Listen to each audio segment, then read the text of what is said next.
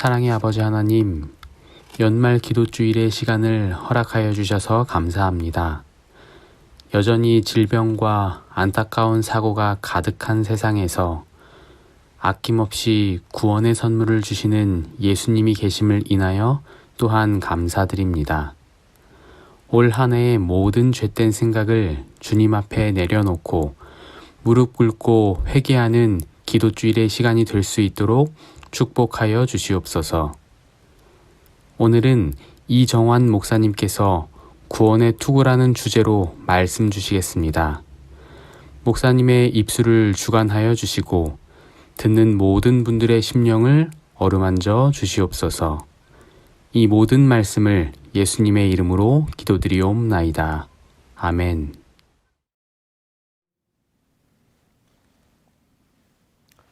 재림 성도 여러분, 안녕하십니까? 하나님의 전신갑주를 입으라 5번째 시간입니다.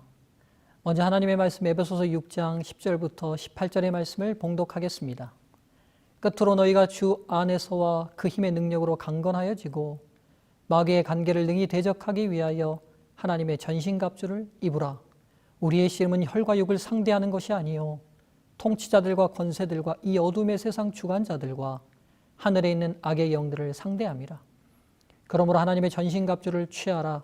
이는 악한 날에 너희가 능히 대적하고 모든 일을 행한 후에 서기 위함이라. 그런즉 서서 진리로 너희 허리띠를 띠고 의의 호심경을 붙이고 평안의 복음이 준비한 것으로 신을 신고 모든 것 위에 믿음의 방패를 가지고 이로써 능히 악한 자의 모든 불화살을 소멸하고 구원의 투구와 성령의 검 곧 하나님의 말씀을 가지라. 모든 기도와 간구를 하되 항상 성령 안에서 기도하고 이를 위하여 깨어 구하기를 항상 힘쓰며 여러 성도를 위하여 구하라. 저희는 계속 인생의 영적 전쟁에서 승리하는 비결을 배워가고 있습니다. 저희가 이 전쟁을 위한 준비로 4가지를 살펴보았습니다. 첫째, 진리의 허리띠. 둘째, 의의 호심경. 셋째, 평안의 복음이 준비한 신.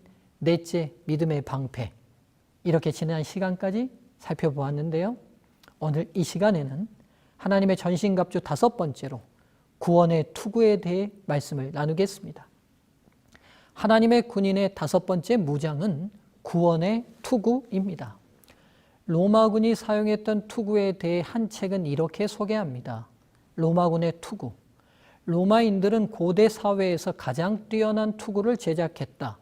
다른 나라들이 천으로 된 투구 또는 동물의 뼈 등을 사용할 때 로마인들은 턱끈과 복면을 갖추고 목 뒤와 옆까지 완전히 보호하는 발전된 형태의 투구를 사용했다.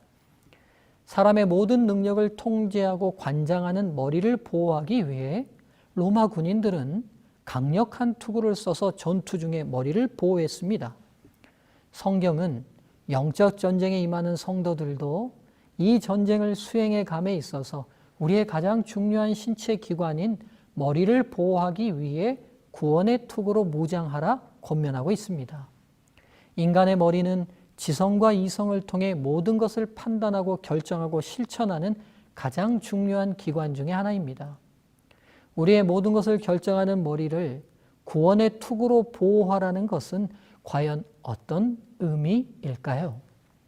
이 질문에 대한 답을 얻기 위해서는 우리의 시작을 통해 우리의 존재가 어떻게 생존하도록 계획되었는지를 살펴보아야 할 것 같습니다. 하나님께서는 최초의 인간 아담과 하와를 완벽한 존재로 창조하셨습니다. 그러나 그 완전함과 완벽함은 스스로 유지되고 스스로 존재하도록 창조되었다는 것을 의미하지는 않습니다.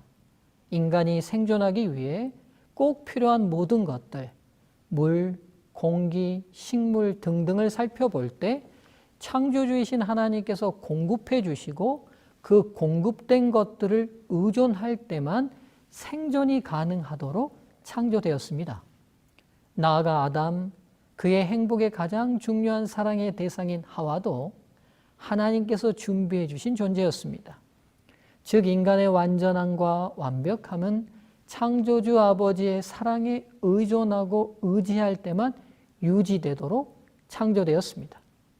그래서 인간이 모든 상황을 판단하고 결정하는 우리의 지성과 이성이 이 사실을 인정하고 그 사랑을 누릴 때만 인간의 행복과 생존이 유지되었던 것입니다.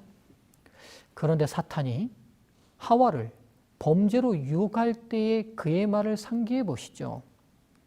창세기 3장 5절, 너희 눈이 밝아 하나님과 같이 되어 라고 말합니다. 하나님과 같이 되겠다는 말을 깊이 생각해 보시죠. 하나님께서는 그분의 존재 자체를 누구에게 의존하시거나 의지하시는 분이 아니십니다. 그래서 하나님이십니다.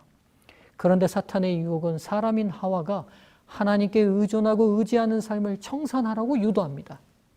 하나님과 같이 되어라는 사탄의 유혹을 좀 풀어서 생각해 보면 이런 의미들이 내포되어 있는 것입니다. 너희가 얼마나 똑똑한 존재인데, 너희의 지성이 얼마나 탁월한데, 너희 눈에 보이는 저 많은 동물도 너희의 명령에 순종하고 복종하잖아. 너희의 탁월함을 능가할 어떤 존재도 이 지구상에 없어. 잘 생각해봐. 너희가 얼마나 대단한 존재인지. 그렇다면 굳이 하나님께 의존할 필요가 있어? 너희가 하나님 말씀 들어야 할 이유가 없잖아. 너희 지성을, 너희 이성을 능가할 존재가 없는데 너희 자신을 믿고 너희 머리로 생각하고 판단하고 결정해. 그것이 가장 탁월한 선택이야.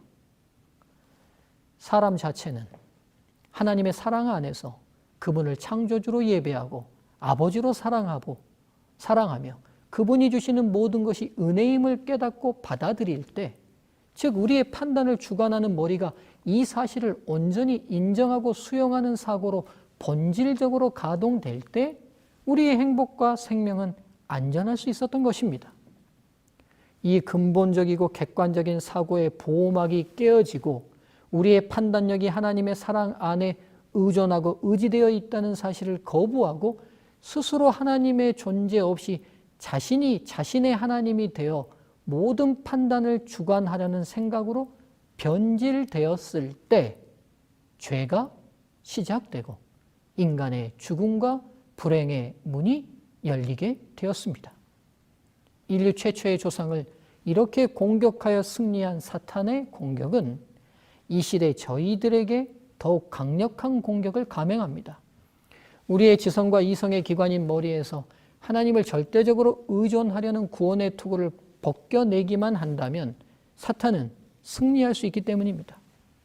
사탄은 계속적으로 저희 스스로가 얼마나 탁월한 존재이며 얼마나 대단한 존재인지를 계속 부각합니다.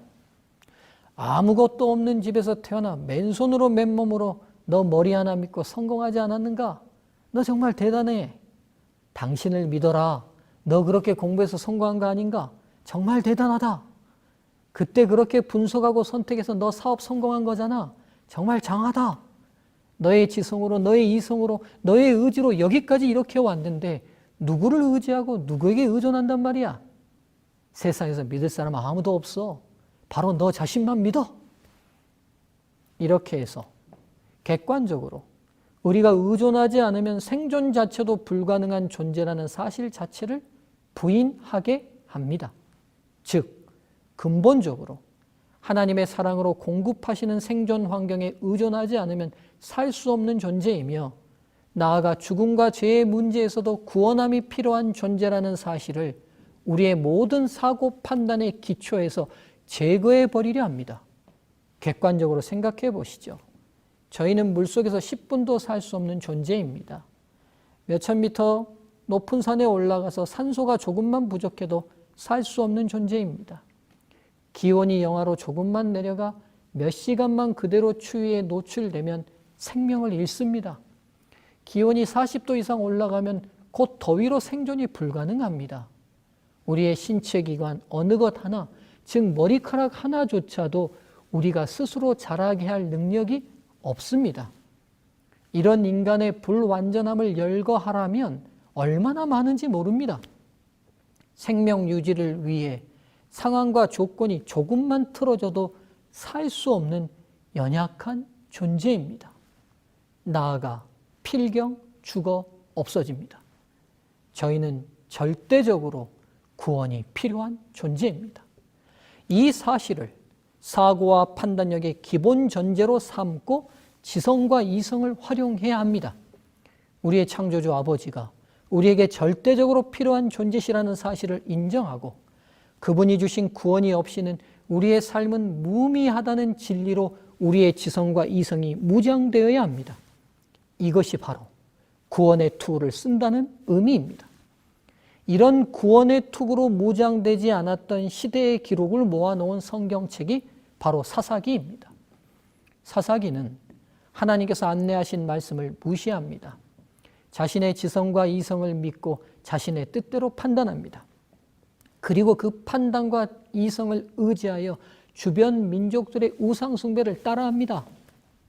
곧 자신들의 판단으로 이루어진 선택의 결과는 불행으로 돌아옵니다. 이방 민족이 침입하고 그들로부터 고통과 어려움을 겪습니다. 그제서야 그들은 하나님을 인정하지 않는 그들의 판단이 틀렸음을 고백하고 하나님의 구원을 요청합니다.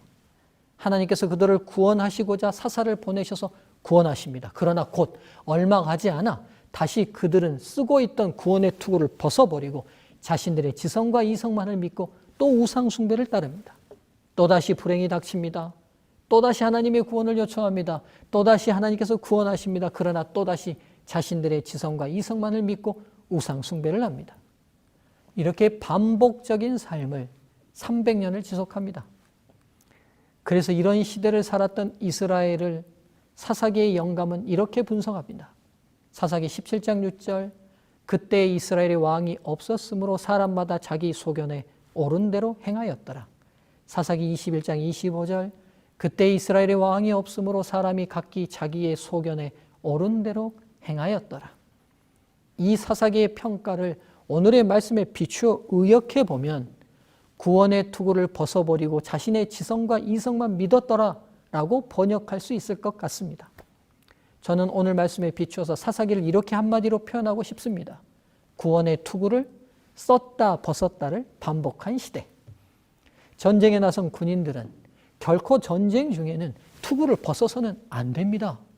머리를 다친 순간 모든 것은 끝나는 것입니다. 저희도 마찬가지입니다. 저희 모든 삶이 전쟁입니다. 전쟁 아닌 순간은 한순간도 없습니다. 그러기에 구원의 투구를 결코 벗어서는 안 됩니다. 하나님의 사랑 안에 저희는 모든 것을 의지하고 의존하고 공급받아야 할 존재라는 사실과 하나님의 구원이 절대적으로 필요한 존재라는 사실이 모든 생각과 판단의 기본이 되어야 합니다. 데살로니가전서 5장 8절, 우리는 낮에 속하였으니 정신을 차리고 믿음과 사랑의 호신경을 붙이고 구원의 소망의 투구를 쓰자.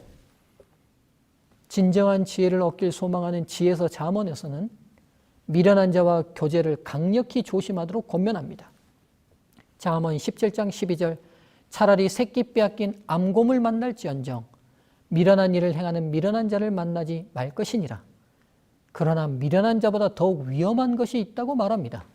잠언 26장 12절, 내가 스스로 지혜롭게 여기는 자를 보느냐 그보다 미련한 자에게 오히려 희망이 있느니라. 미련한 자보다 더 위험한 것, 그것은 스스로 지혜롭다고 여기는 것입니다. 즉 구원의 투구를 벗어버린 상태는 정말 위험한 인생길을 걷는 것입니다. 2022년 올해 2월에는 이어령 박사가 89세의 나이로 별세하였습니다. 이어령 박사를 수식하는 많은 말이 있지만 그를 언론과 사람들은 시대의 지성이라고 표현합니다. 대단한 표현이 아닐 수 없습니다. 한국 안에 많은 지성인들과 학자들이 있지만 시대를 대표하는 최고의 지성으로 불린다는 것은 얼마나 대단한 영예입니까? 그래서 그가 지난 2월 별세하자 여러 언론이 그의 죽음을 기사화하고 그를 추모했습니다. 그를 이 시대가 어떻게 평가하는지 한 글을 보면 이어령은 문학평론가라는 직함에 가둘 수가 없는 인물이다. 그의 현란한 달병과 박식은 나라 안에서 견줄 만한 일을 찾기 어렵다. 그는 평론을 하는 한편 소설과 희곡을 쓰고 많은 베스트셀러를 생산한 에세이스트다.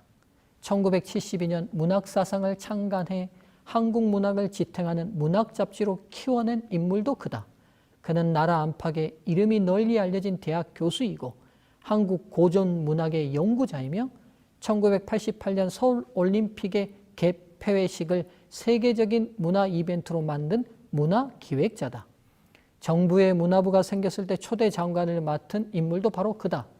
20세기 한국 문학의 탐험 세 번째 3권책에 나와 있는 내용입니다. 그는 한국 최고의 지성인으로 무신론자였습니다. 그러나 그가 70대에 이르러 그리스도인이 됩니다. 바로 딸 이민아 목사의 영향으로 이루어진 일이었습니다. 한국 최고의 지성이며 무신론자였던 아버지를 인도한 이민아 목사의 삶을 소개한 한 잡지의 내용을 소개하겠습니다. 고 이민아 목사는 1959년 초대 문화부 장관을 지낸 이여령 이화여대 석자 교수와 강인숙 건국대학교 명예교수의 일녀 이남 중 첫째로 태어났다. 이화여자대학교 영어영문학과를 조기 졸업하고 미국으로 건너갔다. 이후 헤이스팅스 로스쿨에서 학위 및 변호사 자격을 취득한 후 캘리포니아주 검사로 임용돼 청소년 범죄 예방과 선도에 헌신했다. 1989년부터 2002년까지 LA 지역 검사를 역임했다.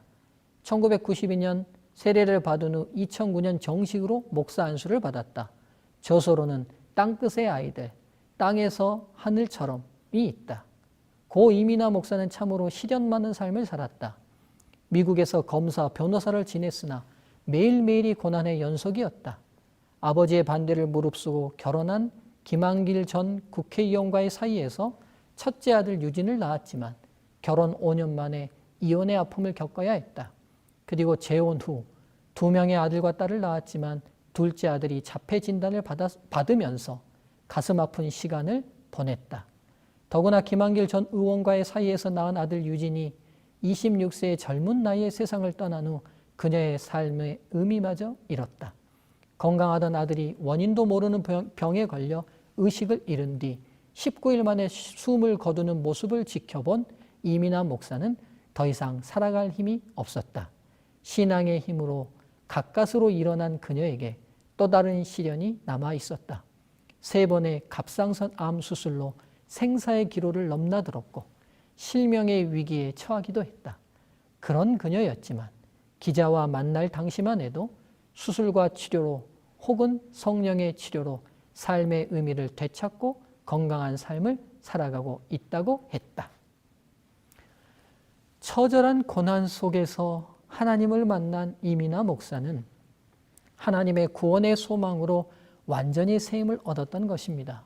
그런 딸을 보며 시대의 최고 지성 이어령 교수는 하나님 앞에 인간의 한계, 부족, 구원의 절대적 필요성을 느끼고 하나님께로 돌아오게 됩니다. 그가 그리스도인이 된 후 출판한 책이 지성에서 영성으로라는 책입니다. 그 책의 일부를 함께 나누면 좋겠습니다. 세례를 받고 그리스도인이 된 지 얼마 되지 않아 나눈 인터뷰 내용입니다. 어떻게 예수를 인격적인 주님으로 받아들일 결심을 하게 되었습니까? 딸 미나는 암과 시력장애 그리고 아이의 문제를 모두 신앙심으로 극복했습니다. 간단히 말해 피와 살을 물려준 아버지가 아니라 하늘의 하나님이 고쳐주신 것이지요. 그동안 딸에게 해준 것이 없었습니다. 일찍 등단하면서 가족들에게 많이 베풀지 못했고 아이들은 제 사랑을 받지 못했습니다. 그래서 미나에게 죄의식을 가지고 있었습니다.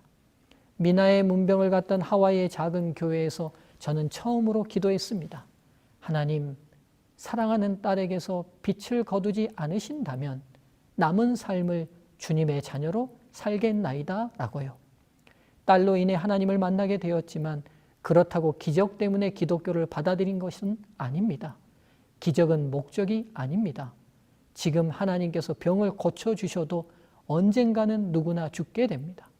그러므로 이 지상의 진짜 기적은 단 하나, 부활과 영원한 생명입니다. 그는 하나님 없었던 지성의 한계 벼랑에서 드디어 하나님의 구원의 투구를 쓰므로 그의 지성이 새롭게 되는 순간을 맞이합니다. 또 그의 책에는 신앙인이 된 그를 비난하는 사람과 나눈 대화를 기록하고 있습니다. 이 부분은 저희가 함께 생각할 교훈이 있기에 나누길 원합니다. 특히 왜 교회에 가는가라고 비난조로 묻는 사람들이 있지요. 당신은 지성인인데 집에서 찬송가 부르고 성경 읽고 기도하면서 책 읽으면 되지. 무엇 때문에 사람들 앞에 나서서 예수 믿는 티 내느냐는 겁니다. 그럴 때 제가 하는 말이 있죠. 배가 고프면 어디에 가지? 식당에. 뭔가 알고 싶을 때는 도서관 가면 되지. 심심하면 극장 가서 영화 보면 돼. 몸이 아프면 병원에 가지. 그럼 먹어도 배고프고 마셔도 갈증나고 놀아도 심심하고 배워도 답답하면 어디를 가나? 그게 뭔데? 배고픈 것처럼 갈증나는 것처럼 영혼이 굶주려 있을 때 그러면 아무 대답도 하지 못합니다. 그런 때 가는 곳이 교회란 말이야. 그러면 또 교회에 대한 욕을 합니다. 싸우고 소송하고 사교 같은 이상한 짓을 한다는 교회를 들어 그런데 왜 가느냐고 합니다. 그때 나는 이렇게 말합니다. 식당이라고 다 맛있는 음식이 나오던가, 병원 간다고 다 의사가 명이라 병이 낫던가, 극장 가면 재밌는 영화만 트는가? 그래도 배고프면 식당을 찾아가듯이 모든 교회가 다 탈속하고 영적인 것은 아니지만 역시 영혼이 메마른 사람이 찾아갈 곳은 교회가 아닌가. 부패한 교회가 있다고 해서 교회를 가지 말라는 것은 병원 의사 오진하여 죽었으니 앞으로 병이 나도 병원 가지 말라는 말과 같은 거지.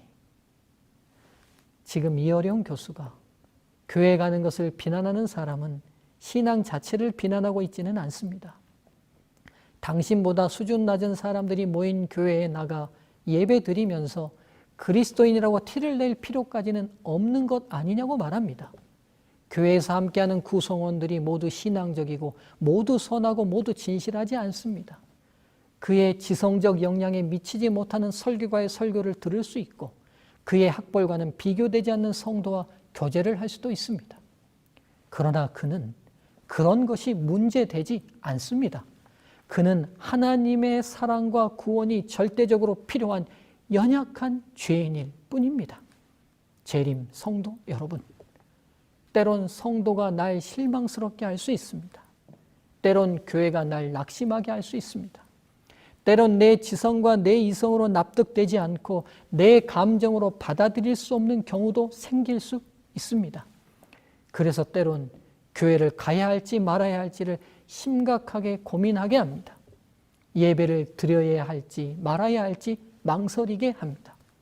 그러나 어떤 상황에서도 나는 구원이 절대적으로 필요한 존재라는 분명한 사실이 변하지 않습니다. 우리의 주님이 나의 구원자 되신다는 확고한 진리가 바뀌지 않습니다. 그래서 저희는 어떤 상황, 어떠한 처지에서도 구원의 투구를 우리의 머리에서 벗어버리지 않아야 합니다. 내 모든 판단은 언제나 날 구원해 주시는 은혜 기초 위에서 이루어져야 합니다. 그것이 바로 사탄의 공격을 막는 가장 안전한 보호막임을 잊지 마시기 바랍니다. 오늘 저희는 하나님의 전신갑주 5번째 무장으로 구원의 투구를 살펴보았습니다. 재림성도 여러분, 저희는 지금 인류 역사상 가장 발전된 문명의 혜택을 누리며 살고 있습니다. 매일 우리가 상상하는 그 이상의 발전이 사람들의 노력으로 이루어지고 있습니다. 인간의 지성의 수준은 그 끝을 알 수 없을 만큼 진보합니다. 그러나 대단한 것 같은 인간도 하나님이 제공하시는 생존의 환경 없이는 한순간도 살 수 없는 의존된 존재일 뿐이며 죄와 죽음으로부터 구원이 필요한 불쌍한 존재일 뿐입니다. 우리의 지성과 이성과 감성의 모든 판단이 바로 이 구원의 기초 위에 작용할 때만 사탄의 공격으로부터 안전할 수 있습니다. 이 구원의 투구로 언제나 우리의 머리가 보호함을 입게 되길 간절히 바라며 오늘의 말씀을 마치겠습니다. 감사합니다.